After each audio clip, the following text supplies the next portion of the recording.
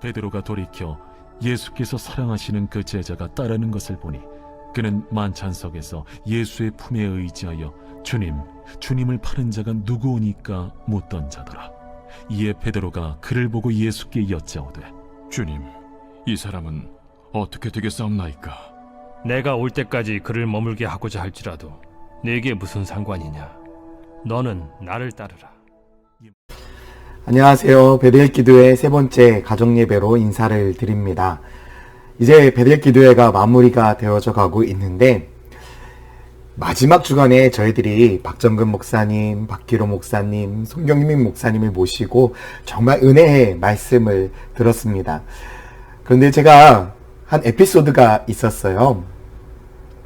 제가 이렇게 21일 기도회를 하고 마지막 주간에 이런 분들을 모셔서 말씀 집회를 한다 했더니 한 목사님이 저한테 이렇게 이야기를 하시더라고요. 야, 너무 말씀을 잘 전하시는 목사님들이 오시면 나중에 설교하기 부담스럽지 않냐.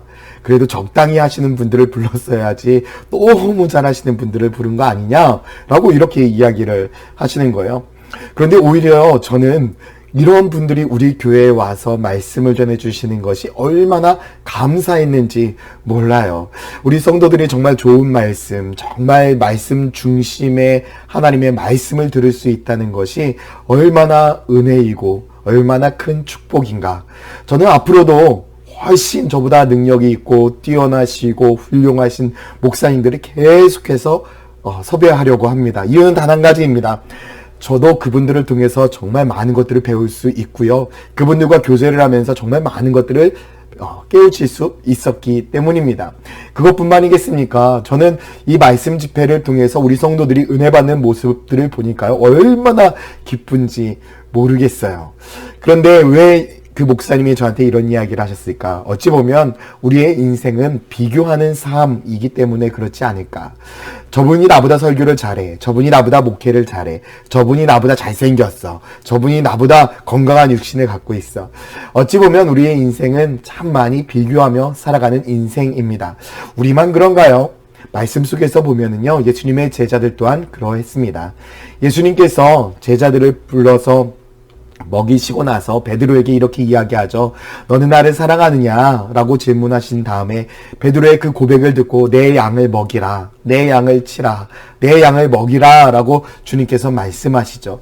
베드로에게 놀라운 도전을 하신 것입니다. 그런데 이 도전 가운데 베드로가 좀 생뚱스럽게 이런 이야기를 합니다. 예수님, 저의 인생, 저의 삶은 잘 알겠습니다. 그렇다고 한다면 저 사람은요? 요한은요? 어떻게 될까요? 뜬금없이 요한과 자기 자신을 비교하는 거예요. 내 인생, 내 삶, 하나님이 이렇게 만들어주실 것이다 라고 이야기를 했다면 그 말씀에 순종하면서 어찌 보면 감사한 삶을 살아야 되는데 다른 사람의 삶 또한 궁금한 것. 어찌 보면 우리들의 인생은 비교하며 살아가는 인생입니다. 저 사람보다 조금 더 나은 인생을 살고 싶고 저 사람보다 조금 더 나은 삶을 살고 싶고, 우리들의 인생은 비교 인생, 인정 욕구가 넘치는 인생으로 살아가는 것이 아니라 저는 사명을 투쟁하며 살아가야 된다라고 생각을 합니다. 여러분, 가정 안에서도 보면은 어떻습니까? 가정 안에서도 다른 사람들과, 특히 자녀들과의 비교할 때가 있죠. 야, 얘는 이런데 너는 왜 그러니? 얘는 이렇게 하는데 너는 왜 그러니? 여러분, 비교보다도 가장 무서운 것은 없습니다. 저는 우리 자녀들에게 비교하며 살아가는 인생을 여러분 심어주지 않았으면 좋겠습니다. 그리스도인은 경쟁하는 인생이 아닙니다. 서로에게 디딤돌이 되어주는 인생인 것이죠. 그렇기 때문에 우리 그리스도인들은 하나님의 말씀 안에서 믿음의 디딤돌 역할을 해줘야 되는 것이고, 서로를 도와주며 서로를 존중하며 서로를 세워가는 삶을 살아야 됩니다. 가정 안에서 비교하지 않았으면 좋겠습니다. 그리고 우리 교회 또한도 교회 안에서 성도들끼리 비교하지 않았으면 좋겠습니다. 그리고 교회와 교회끼리도 비교하지 않았으면 좋겠습니다. 하나님께서 우리에게 주신 거룩한 사명이 있습니다. 그 사명대로 우리는 하나님 앞에 나아갈 뿐입니다. 여러분, 비교의식, 경쟁의식 다 내려놓읍시다. 특히 가정 안에서요, 자녀들과 비교하지 맙시다. 그랬을 때에 우리 자녀들이 더욱더 건강한 믿음과 건강한 신앙을 가지고 살아가게 될 것입니다. 저는 여러분들의 가정, 우리 천안침례교회 가정이 믿음의 명문 가정으로 하나님 앞에 사랑받으며 하나님 앞에 영광 돌리며 살아가는 믿음의 가정 되기를 예수님의 이름으로 축원드립니다. 함께 기도하겠습니다. 사랑과 은혜의 아버지 하나님, 우리 천안침례교회 모든 가정들이 믿음의 명문 가정이 되고 하나님을 사랑하고 하나님을 높이는 거룩한 가정이 되게 하여 주시옵소서.